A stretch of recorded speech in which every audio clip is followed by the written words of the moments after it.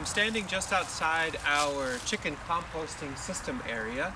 This is actually on our neighbor's property, and I thought I would share some notes about raking leaves, which in a way seems like it absolutely does not need to be a topic for a video.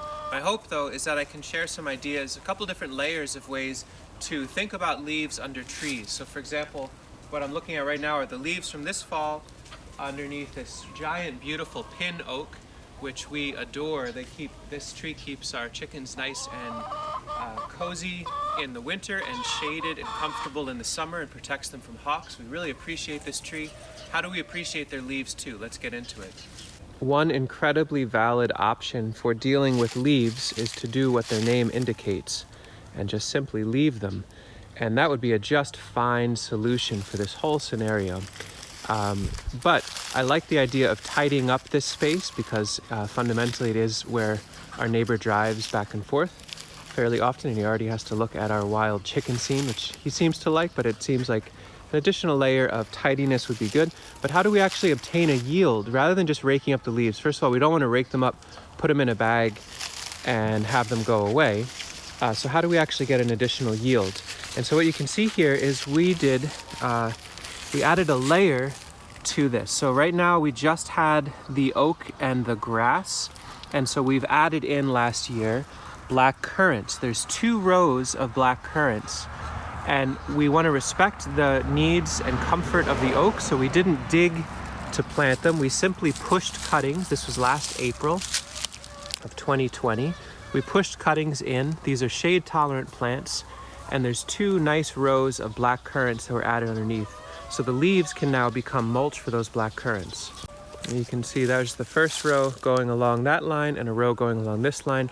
We left some space in the middle because once in a while when there's flooding, we need to dig this out just a little bit to help water move down that way, and we can use that soil to mulch those.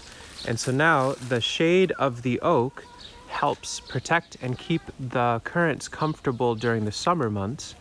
And as branches fall from the oak and the leaves fall from the oak, we have a destination that's not very far that's kind of meaningful. So for example, here's a branch that fell, and we can simply drop that along the line and then cover that with leaves, and the currants will really enjoy that. There's an additional benefit here.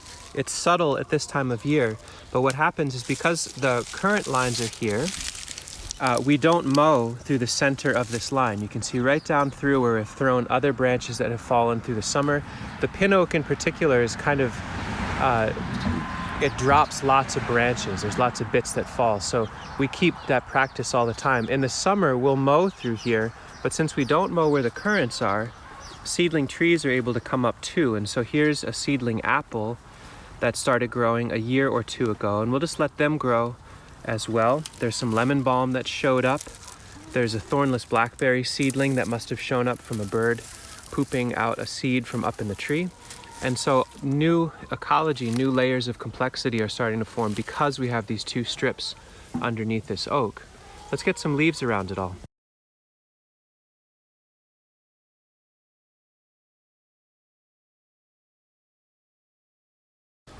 With just about a minute or so of work, the leaves that are nearby are now in a more meaningful way as far as the needs of this next layer in this food forest. The black currants really adore cool, evenly moist soil. The leaves help provide that. They also like fungal life. The leaves and the sticks promote that.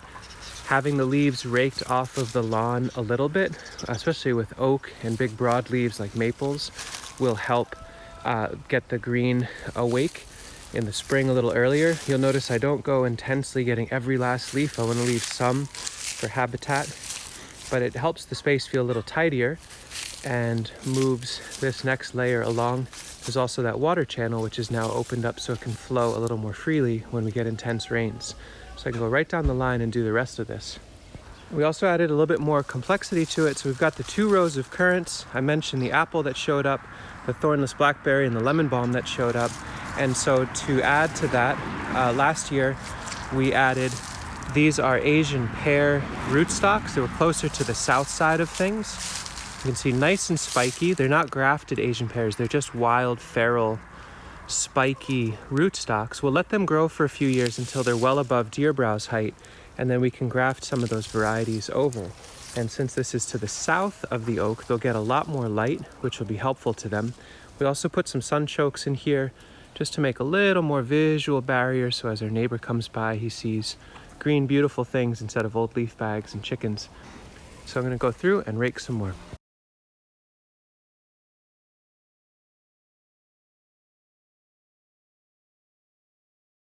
There's a little more to do, but you don't need to watch all of it.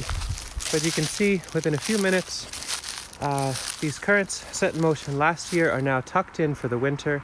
The water channels opened a little bit more. The oak has the benefit of their leaves being returned back to their own root system over the winter, but with an additional yield of supporting the livelihoods of another layer within this food forest. Our neighbor sees something that feels a little bit more tidy and meaningful and thoughtful. Next year, if he goes to mow, there's a very clean line where it makes sense. And then beyond that, the currants have much deeper mulch, so there's less weeds for them to deal with. And if we get a drought next year, way more water held in there. So some other layers of consideration. There's this wet, shady spot through here. Do we think about fuki? Or are there ramps that can be plugged in? Are there spring ephemeral bulbs that we can put in association around the black currant? So many layers to continue to add to. But the good news is we don't have to know all of them right out of the gate. We don't have to get them right. Some can fail. We can always add in more later. But more than anything, the fundamental that I want to convey, and it probably, hopefully did, is in your landscape, are there already existing beautiful overstory trees and a relatively tightly mowed lawn under them? What does it look like to add cuttings or to add diversity under them that still supports that canopy, but adds more snacks and nourishment underneath? Big shout out to a website called Plants for a Future, pfaf.org. And I mention them because whatever your context, you may want to go there and search, describe how shady, what your zone is, what sort of medicines or foods you'd like to grow, and see what sort of plants might be appropriate. It's a really great resource. I'll come back and finalize the rest of this in a little bit. I'm going to finish up my coffee for now, but just thought I'd share these notes. Let me know in the comments, let us know in the comments, what sort of companions have you added under majestic, beautiful, long-lived overstory trees in your landscape to add more resilience and diversity, and to add some human and animal layers. So this oak rains down nuts to support certain wildlife, and we can have sunchokes and pears, black currants and apples and thornless blackberries and lemon balm, some of which we planted and some of which the wild planted underneath. Thanks for watching.